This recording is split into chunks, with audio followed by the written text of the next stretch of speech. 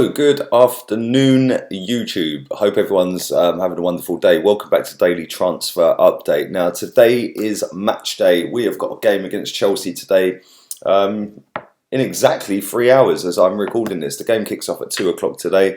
I am a little bit late recording this today. Back at the Sisters now and looking forward to it. So I will be doing a watch along on the channel a little bit later on with Guna Eagle Eye. Link for his channel is in the description.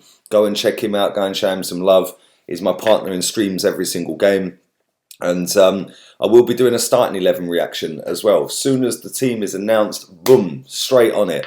But today we're going to take it back to the old school. We're going to talk about the daily transfer update, and it's Thomas Lemar. Remember him? £92 million bid. Apparently we bid on deadline day a few years ago. Good one, mate. We definitely didn't bid £92 million for Thomas Lemar. And if we did, we need our heads tested because he ain't worth £92 million. He ain't worth half of that. And he's not doing great at the moment. And there's rumours going around that he is on his way out. And that Arsenal are the team to want his services. And Nicola Pepe could be making him his first signing. Now, listen, for me, I just find it funny. Every time I see this guy linked with Arsenal, I just remind myself of the fake £92 million bid and just sit there and go, ain't happening. There's no way in a million years that we bid that in the first place. There's no way the guy was worth that. There was no way we were even linked to him. For me, that was just PR. That was propaganda. That was a case of throw that out there, get that story out into the media. That came from Arsenal Football Club, don't get me wrong. They obviously linked that out there and put it out there. Dick Law, Gazidis, Wenger, whoever it was, linked that story out there to Ornstein and all the others that like to get their little nose in the trough down at Arsenal. And yeah, they put that out there just to appease the angry fans because, let's be real, we didn't go and spend hardly any money that summer. We needed a winger. We've needed a winger for years. We obviously bought Pepe now, but that was just a madness. When that the season that Sanchez left, I think it was, when it was the season Sanchez left for Mkhitaryan. So yeah, it didn't quite go to plan for the Arsenal board, the Arsenal manager at the time, and we didn't bid 92 million. Now listen, he is available. He's not having the greatest time at the moment. He's hardly featured, to be honest with you. And listen, for me, I don't want him. I don't want him. I don't think I wanted him at the time. I can't remember, but I definitely didn't want him at 70, 80, 90 million pounds. That's for sure. Especially when you could go and buy players that are better quality, players that do more, players that you could actually get a proper sell-on value if you did want to sell them on later down the road. Not that that should be the benchmark to sign a player. If you want the player badly enough, you go and sign him regardless. But yeah, I think it's just a bit of a mad one. This guy, he's clearly unhappy where he is. Atletico Madrid don't want him. He is going to leave. He ain't coming to Arsenal. I don't believe this story to be true, just like I don't believe the story to have been true last time around when the £92 million bid came out. But listen, let me know what you think. Do you watch Thomas Lemar? Do you watch La Liga? Do you see him play for Atletico week in, week? Well, he don't play for Atletico week in, week out. That's why he's leaving. But would you take him at Arsenal? Leave that in the comment section down below. Let me know what you would do. Let's move on to Mikel Arteta. Now, obviously, he's the manager of Arsenal, as we know. And he's come out and spoke about Nicola Pepe. He spoke about him the other day going into the Bournemouth game. And he's basically saying that he's not been training properly. That's basically the short and curlies I got from it, was that he's not been training properly. Now, I'm not sure whether that is the case. I'm not sure whether Pepe is a good trainer or not. I don't know. But it would explain why he's not been getting so many games. Arteta actually said that, where are we? I'm just looking for it now.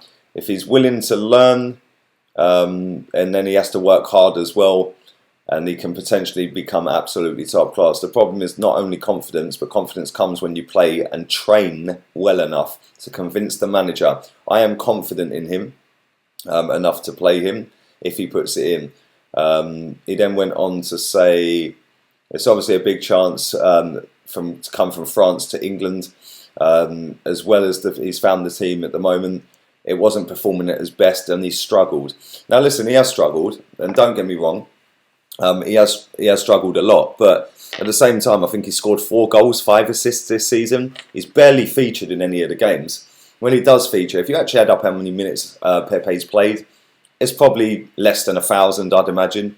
If it isn't less than 1,000, it'd be very close to 1,000. So for me to have 4 goals, 5 assists, I think that's not a bad return for the amount of minutes that he's played. But at the same time, I would be open to selling him. And that's kind of sad because I was gassed when we signed him. I was over the moon. But the fact that 3 managers now, if you include Freddie in there, and Arteta, haven't really fancied him.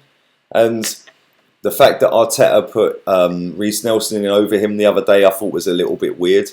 I think that it's going to be interesting to see today when the Chelsea lineup for the game against Chelsea, when the starting 11 comes out for that, whether Pepe starts. If he doesn't and Reiss Nelson starts again, Pepe might as well pack his bags because Arteta's not going to be switching that around anytime soon. And listen, we all know that I don't rate Arteta. We all know that I didn't want him as the manager, but I did say in a video that I did a live stream that Arteta has to pick his 11. Not my 11, not your 11, not anybody else's 11. Pick his 11. And if his 11 doesn't include Pepe, we got to suck it up and deal with it. If his 11 includes Granit Xhaka or Mesut Ozil or Kolasinac, cool. You live and die by your decisions in football. So he has to pick his 11. And if Pepe's surplus to requirements, get rid. The way the payments were structured, we've only paid out about 20 million quid. We could actually potentially get money as a profit on him, the way the amortisation works on it.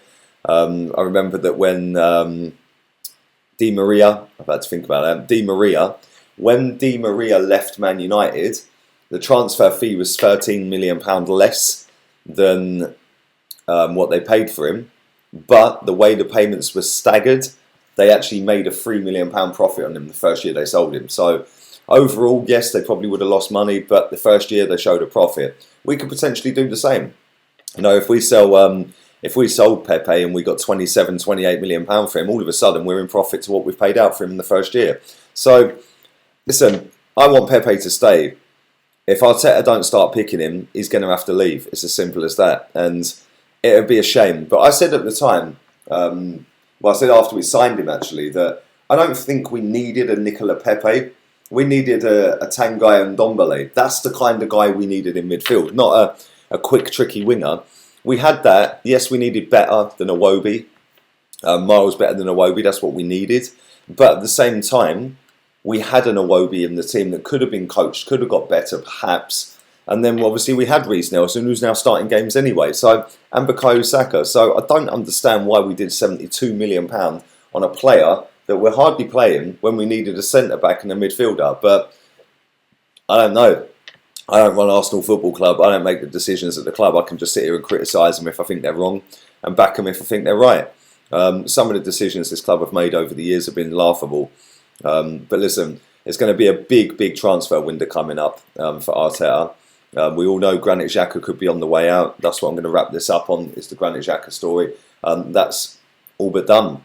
It'll be interesting again to see if he will start today against Chelsea, because he started under Arteta the other day, and there was already the report saying that the deal was done. We just needed to agree a fee. They'd already agreed personal terms. So I don't know. I don't know. Listen, it's going to be a weird January transfer window because Arteta's only just come in, so it's going to be very interesting to see whether this ball back him and how much they back him in terms of how much they will allow him to do.